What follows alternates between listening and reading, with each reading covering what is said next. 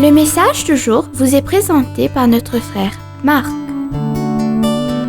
Salut, chers bien-aimés de notre Père Céleste. J'espère que vous avez passé un bon et reposant week-end. Nous reprenons donc le chemin de l'Évangile.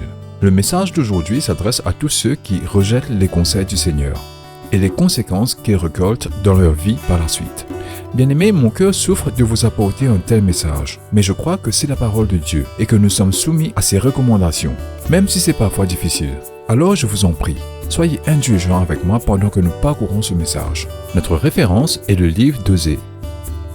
Lorsque le prophète Osée a décrit la terrible moisson récoltée après avoir détrôné Dieu de sa seigneurie et se fier à la capacité humaine, il s'est adressé à un peuple que le Seigneur avait porté dans ses bras pendant des années.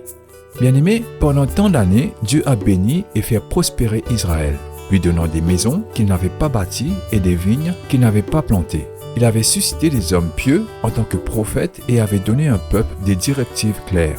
Et pendant des années, le peuple avait prouvé sa fidélité à Dieu. Ils écoutent ses conseils, ne se tournant jamais vers la force de l'homme. Quand Dieu leur a parlé, ils ont obéi.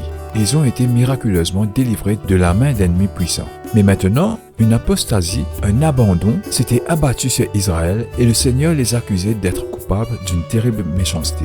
Ils se sont profondément corrompus. Osée chapitre 9, verset 9. Tous leurs princes sont des révoltés, dans le verset 15. Quel était cet affreux péché qu'ils avaient commis? Était-ce de l'ivrognerie, la perversion sexuelle, la convoitise, l'adultère, le meurtre?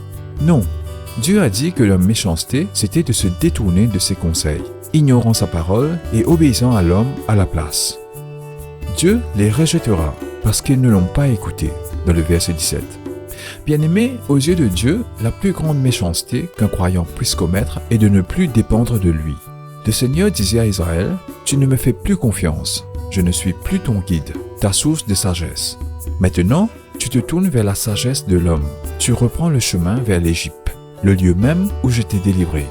Tu as rejeté ma parole et tu te retires de moi. » Bien-aimés, avions-nous fait ou faisons-nous la même chose qu'Israël a faite, rejeter la parole de Dieu? Il est temps pour nous de considérer profondément ou de reconsidérer notre situation en ce qui concerne l'application de la parole de Dieu dans nos vies. Demain, nous examinerons 4 résultats tragiques qui arrivent à ceux qui destituent, renient le Seigneur. Veuillez parcourir le livre d'Osée. Que Dieu vous bénisse tous. Profitez de votre journée en lui. Au revoir. Si toi aussi tu crois que la parole de Dieu est une bénédiction, partage-la et sois une source de bénédiction pour les autres, toi aussi.